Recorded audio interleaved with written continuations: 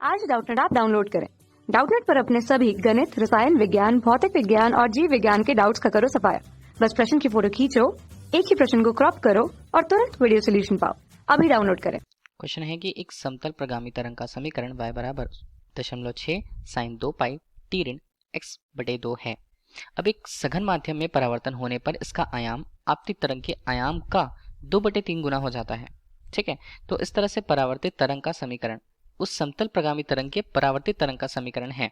तो कौन सा ऑप्शन यहाँ पर उसके सही समीकरण को प्रदर्शित करता है? तो ऑप्शन ए, बी, सी और डी हमें दिए हुए हैं।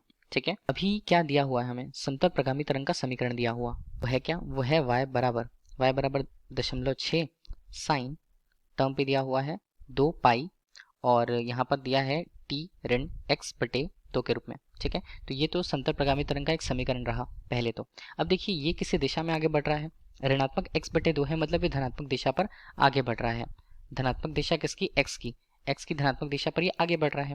अब देखिए किसी सघन माध्यम से परावर्तन होने पर इसका आयाम आपतित तरंग के आयाम का 2/3 गुना हो जाता है। केवल आयाम की पहले बात कर दी गई है, तो आयाम से ही शुरू करते हैं। आयाम यहाँ पर है पहले प्रारंभिक रूप से 0.6। अब देखिए परावर्तन के बाद इस आयाम का मान कितना होता है? तो परावर्तन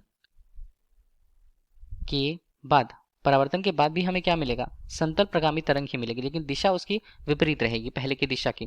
और इसके आयाम की बात की गई है तो इसके आयाम को a डैश हम कह देते हैं और पहले के आयाम को a अगर हमने कहा। ठीक है, तो परावर्तन के बाद आयाम a डैश का मान a गुना 2/3 होता है। ठीक है, जैसा कि क्वेश्चन पे दिया हुआ है 2/3 गुना रह जाता है केवल, तो इसका मान बनता है 0.6 गुणा 2/3। 3 यहाँ पर बनता है 0.2 के रूप में और a डैश का मान हमारे पास आ गया 0.4।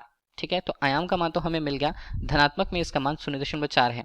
अब यहीं से हम देख लेते हैं कि ऑप्शन कौन सा हमें बन रहा है। देखिए अगर ऋणात्मक टर्म्स को भी न देखें तो बी, सी, डी हमारे पास एक ऑप्शन बन रहे हैं, लेकिन अभी हम देखें कि सघन माध्यम से परावर्तन के बाद हो क्या रहा है। तो अभी हम बोले कि सघन माध्यम से परावर्तन के बाद उसकी कला में परिवर्तन क्या होगा? कला में परिवर्तन या कलांतर का मान कितना हो जाएगा? ये हो जाता है पाई के रूप में। ठीक है, 180। क्यों? बिल्कुल वो 180 डिग्री घूम जाते हैं। ठीक है, जबकि दिशा धनात्मक थी अब वो दिशा ऋणात्मक हो जाती है किसी सघन माध्यम से टकराने के बाद। तो इनके बीच जो कलांतर का मान होता है वो कितना होता है? 180 डिग्री, जिसे हम पाई रेडियन के रूप में प्रदर्शित कर देते हैं। तो इसे ही हम क्या लिख पाएंगे? अब पहले समीकरण से ही शुरू करेंगे। पहला समीकरण हमारे लिए हो जाता है पहला समीकरण 1, तो हम y का समीकरण लेंगे। अब देखिए आयाम बदल करके 0.4 हो गया, वो भी धनात्मक था तो हमने ले लिया।